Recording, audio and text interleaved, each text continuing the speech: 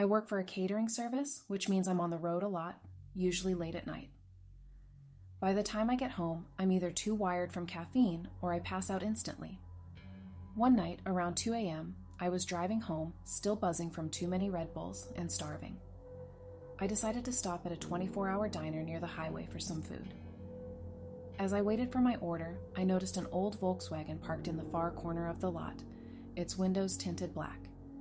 It wasn't in the employee spots, and the diner was only doing takeout at this hour. It gave me a weird feeling, but I shook it off. Maybe someone was just eating in their car.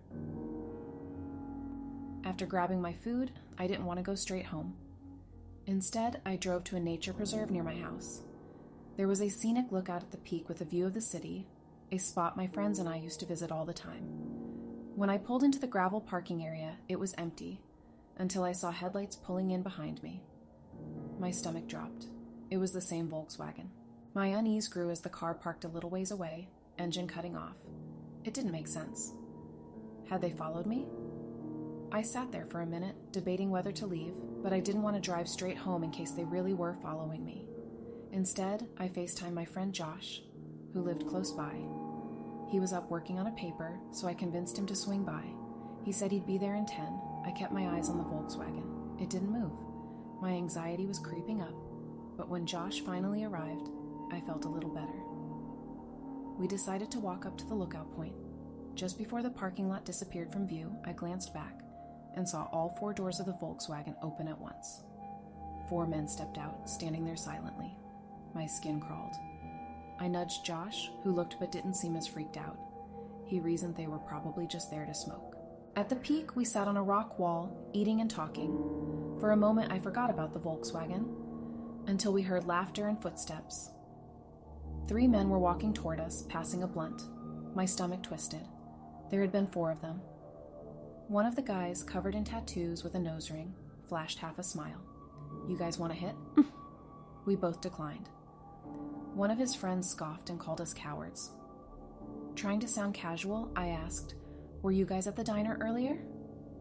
Tattoo guy's smile dropped. His 2 friends went quiet, staring at us. The silence stretched too long. My pulse pounded in my ears. Then he suddenly pulled up his hoodie, revealing a diner uniform. "I work nights," he said. "Just got off. We come up here after work to smoke." That should have made me feel better, but something felt terribly off. Where was the 4th guy? Josh and I made an excuse to leave.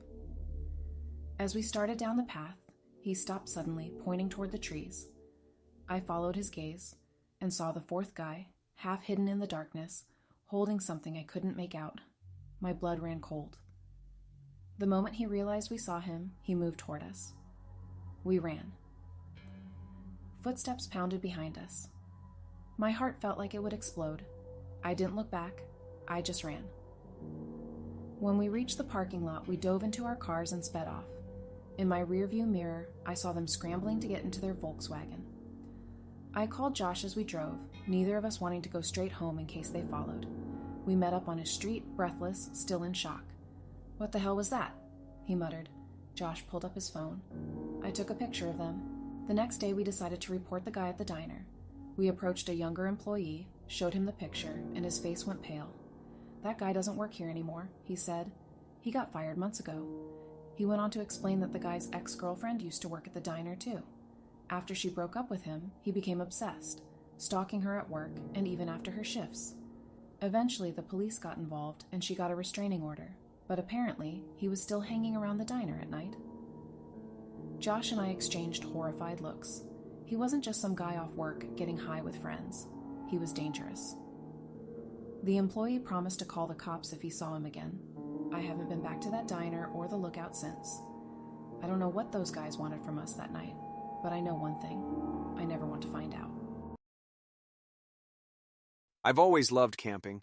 Something about being deep in the woods makes me feel at peace. It's a break from the constant buzz of the city, from people, from everything. Last month, I decided to take a solo trip. I'd been feeling suffocated at work and needed time to clear my head. There's a spot I go to about 3 hours from town, perfectly isolated, surrounded by nothing but trees and a small creek. It's my sanctuary. I got there in the late afternoon, set up my tent, and started a fire. The air was crisp, the kind of cold that feels clean when you breathe it in. As the sun went down, I sat by the fire with a cup of coffee, listening to the crackling wood and the gentle rustle of the forest. Around 10 p.m., I decided to turn in. The woods were silent, save for the occasional hoot of an owl. I zipped myself into my sleeping bag, letting the stillness lull me to sleep. Somewhere in the middle of the night, I woke up. It wasn't sudden. It was more like my body knew something wasn't right. I lay still, listening. That's when I heard it. A faint crunching sound. Footsteps. I told myself it was probably a deer or some other animal wandering through the area. It happens all the time out here. But then the footsteps stopped, right outside my tent. I held my breath, my heart pounding so loud I thought it might give me away. I could see the faint outline of something through the tent fabric. A person. No one else was supposed to be out here. I was miles from the nearest road. "Hello?" I called out, trying to sound braver than I felt. No response. The figure stood there for what felt like an eternity before moving again. Slow, deliberate steps circled the tent. Then they stopped. I grabbed my flashlight, unzipped the tent just enough to peek out, and shone the light into the darkness. Nothing. Whoever, or whatever it was, they were gone. The rest of the night, I sat by the fire with my hunting knife in hand, scanning the trees. Dawn couldn't come fast enough. The next day, I debated packing up and leaving, but I convinced myself it was probably just some lost hiker who didn't want to disturb me.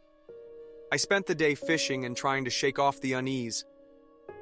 That night, it happened again. Footsteps, slow and heavy, coming from the same direction as before. This time, I didn't call out.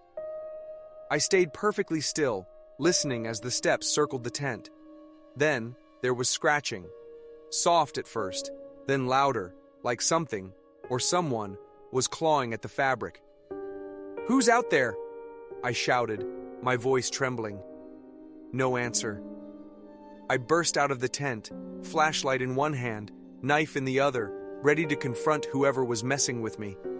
The fire had burned down to embers, and the light barely cut through the darkness. But I saw it, a figure darting between the trees. I chased after them, yelling for them to stop, but they were too fast. The only thing I found was a small piece of cloth snagged on a branch, stained with something dark. I didn't sleep the rest of the night. The next morning I packed up and left.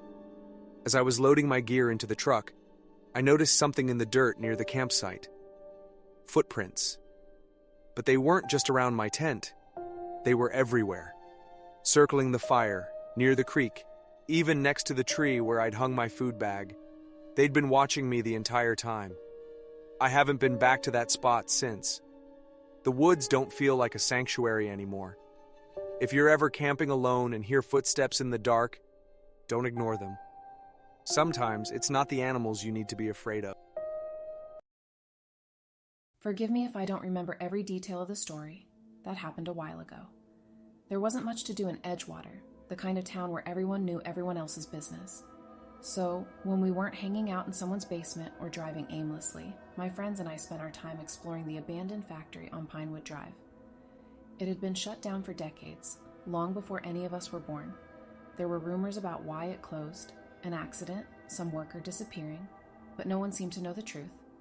To us, it was just a creepy spot where we could scare each other, drink a little, and pass the time.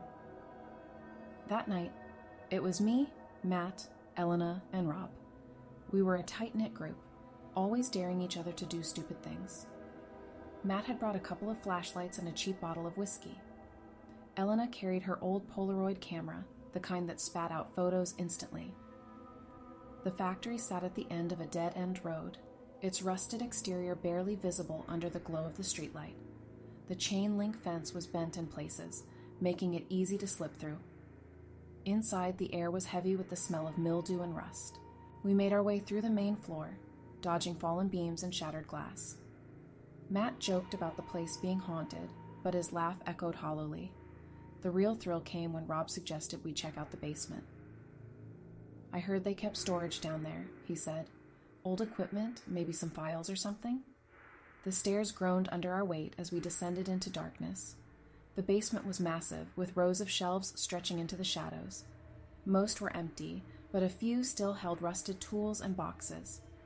Elena took a picture, the flash illuminating the room for a split second.